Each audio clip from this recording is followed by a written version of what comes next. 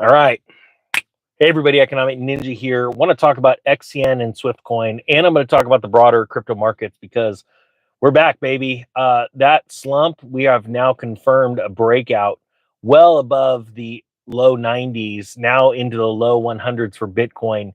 And the fear greed index has absolutely just went off the charts. It's what, 70 right now, where we are seeing that next move start. And what I said, and a lot of people, some people lost their minds. Um, Back in December when I said, all right, it's time to move into this crypto market, we're going to move into these altcoins. And I showed you exactly what is possible with a lot of these projects. And in mid to late December, January and February, a bunch of people made money. Type one if you made a crap ton of money on those picks. And I'm super stoked to hear your stories. I absolutely love it.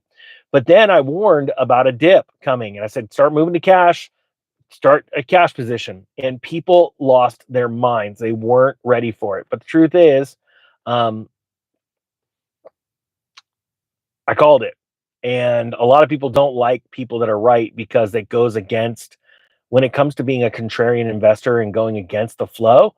When you go against the flow, like when I sold my XRP and said, hey, this thing ain't going to move. As a matter of fact, it's going to dip. And so I'm going to buy something else.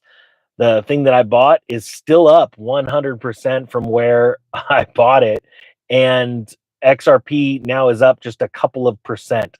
And I said back then, it was XCN. I said, look, I think XCN has a chance of moving 5x, going from what, 0.009 or 1 penny to 5 cents faster than XRP is going to move from $2 to $10.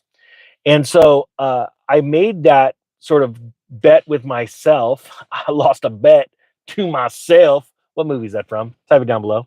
But and it's already off to the races, right? Well, I wanted to bring in Swift Coin because Swift Coin, during this dip, I was encouraging people to buy during the dip. Okay, that's what separates successful people from failures. I'm sorry, it's true.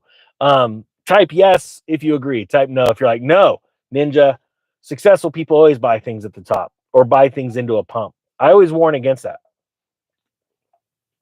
Well, Swiftcoin's been doing something that XCN investors have been watching a lot lately. And what's happening is there's a correlation, not between the percentage of gains, but between the days these things pump. Oh, hold on a sec. Let's see. Is that on my list? Priorities. Measure for laundry sink. Nope, that's not my priorities. Sorry, squirrel. My point being is that what we need to do is consider when one asset is moving on a day where it's pumping and there's another asset that moves, and then when that other asset goes down, that one goes down. You're like, all right, I'm seeing something. Well, there's something that no one's going to tell you on the internet when it comes to crypto, when it comes specifically to XCN and Swift. First off, today I made an announcement on X. I'm going to put a link down below to my newsletter, which is free, and I don't sell your information or any of that stuff, but it gives a great synopsis twice a week about what I'm talking about, what I'm seeing in the markets, and to my X channel. And I would go and check it out. It's free to go follow. Today I made a post on X that I just purchased a pretty good clip of Swift Coin at 1.6. I actually had to run the price up a little bit. And the reason why I had to run it up an additional 10% just to make my purchase was because there's very little available for sale. Now, on the flip side, with XCN, what you're finding right now is a massive sell wall at around 1.9 and 2 cents. And what's happening is that it's holding it back. And the reason why that's happening is because when when XCN pumped back in February, you had a bunch of people that were bag holders because they were super excited about the project. Even when I came out and said at 4.6, I said, hey, what happened with Justin Sun is no bueno. I don't like it. I would be taking some profits. I'm going to take some profits. I'm going to lead on this thing. And so I took profits at 4.6. That was the exact top. I took profits twice. One at 2.5 cents, and one at 4.5 cents or 4.6 cents. And then it came tumbling down. And I stopped talking about it. Why? Because I knew it was still a good project and I wanted to buy more of it. Why am I going to keep pumping up things when I want to buy more of the dang thing? So I took a significant position in XCN. Now, I've been watching how it correlates to Swift Coin. Do me a favor. If you own XCN or Swift. Can you type it down below? If you own them both, type the tickers down below. I'm curious how many people are watching this video and own either just one or the other, or how many people watch or own both. Now, I was watching the price correlation going between these two, and there hasn't been a whole lot of news out of either company.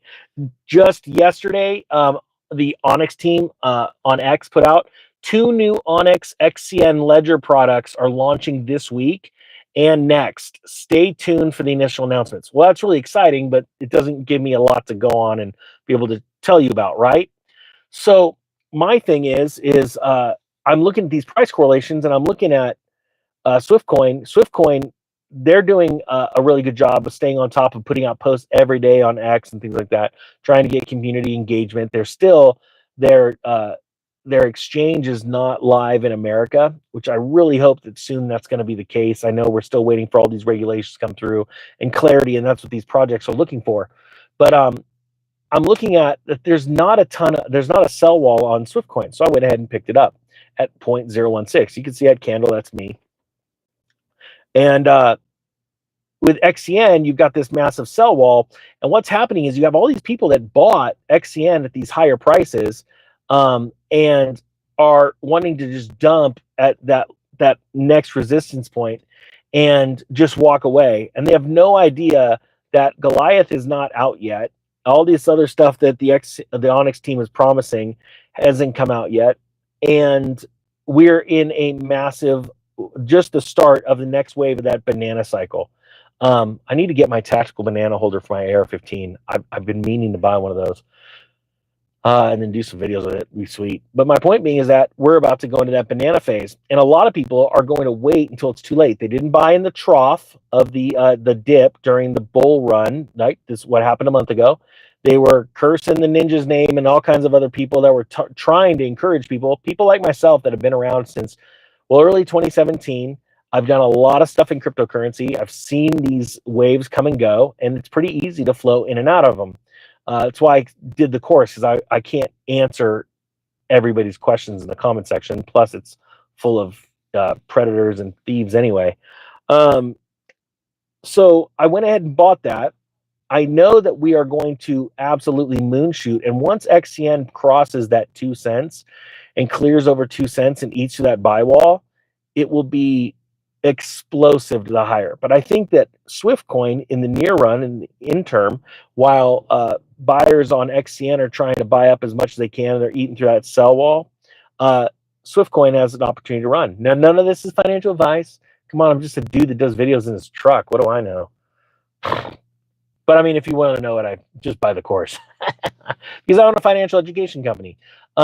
But my point being is that I only want serious students. Now, I'm not here to sell a course, but I am here to let you know that on my next coin, after my students have a chance to digest it and look at it and do their due diligence and decide if they want to invest in it or not, I'm going to be releasing it through the newsletter before I put it out on X. So depending on it's free to sign up for both of them. So if you miss one, you get the other. These picks tend to rocket up pretty high, and I always tell everyone, don't chase it up. And a lot of people don't realize it's not actual Ninja Nation that's chasing it up or my students. It's actually what happens is when a certain amount of volume pushes through to a project, it fires off all these algos and these AI bots that start trading it, and then they start pushing out news, and then new buyers flood in from the other side of the world. It's a pretty exciting way of doing things. But I've taught my students all about that and how it works. So they get a really good idea, and they're not losing money. They're just making money. There's none of this, no education like this exists on Earth. Hey, look, you just got that lesson for free. All right, I hope you got something out of this. If you want to join either X or the newsletter, it's down below. I think that both Swiftcoin and XCN are going to be much higher prices later this year. The only question is, and I'm going to ask you right now, which one do you think is going to go up higher on a percentage basis in the next 30 days? Type it down below. XCN or Swiftcoin. I'm curious what you think, and I want to watch you guys type this out, and I'm going to be looking later today to see. Just know that one has a massive buy wall right now or sell wall, and one has a massive that has no sell wall. It's actually free floating. That's why you see those massive wicks up, because people put in market orders. And you should never put in a market order. I think only crazy people put in market orders. You know, hey, type crazy if you're crazy and use market orders. It's okay. You can admit it. I learned that lesson a long time ago. So it looks like a lot of people are voting for XCN. Well, what happens is when there's not a lot, and you'll see it today on SwiftCoin, if there's not a lot of sell orders and you hit market order and you're trying to buy 5 grand worth, boy, if only $20 is for sale at the current price, and then the rest of 5,000 is up 10% higher, guess what? You just ran it up 10%. That's why those wicks happen and people freak out. What I've also found too is people freak out when they've got like $500 on the line. People like myself that started with 10,000 turned into a million. Now it's like $1 million positions. I don't really tend to freak out over 10 or 20, 30%, 50%. I never bought anything since I started in 2017 that I didn't have real conviction over. So when it fell in price, I actually went and bought more. And I think that's why a lot of people are becoming unhinged on the internet. And there's all these, it's the greatest compliment ever. All these subreddit groups that just hate the ninja. It's because inside they probably got an idea of why the guy's always right. A lot of us have a lot of experience doing this. And there are a lot of people on the internet that have got really fancy edited videos, and they have zero experience and like almost no money in the game. It makes me sick. I want to smack them when I see them. Like, you got 5 grand in the market and you got 150,000 subs, and you're talking like you own the joint. It's like, dude, just be real. But hey, that's why I don't have a problem not editing my videos and going live. Oh, one last thing while I have the verbal diarrhea going on. Come on. I love that term. I want to stress something. When I did that video, I'm going to show everyone how to buy a Lamborghini Huracan for 20 grand, and I put the 20 grand into what's it called? XCN. That 20 grand's now worth what, $40,000, and it'll be worth enough probably by the end of June to pick that up. It doesn't mean, as silly as I get with this kind of stuff, I'm just always looking for an excuse to go buy something, because I know how much more powerful my money is in specific investments during these bull runs. So it doesn't mean that I'm going to race out and go buy one tomorrow. I could care less if I had one or not. I'm just trying to teach people and encourage people in a weird way, a different way. My point being is that you need to be pulling money out, but don't necessarily go buy the stuff that you've always wanted or dreamed about right away. Because if there's still more steam in this bull market, or what I really want to see people do, I mean, I'm not joking. Take this as just life advice. This isn't financial advice. But if you could hold back, if you make a profit in something and you take that money out in profit and you go, rather than buy my dream house right now, what if I was to buy a rental bringing in cash flow? Instead of buying my dream car, what if I bought another car that was really cheap and I flipped it, and then I take that money and flipped it. See, my point being is this.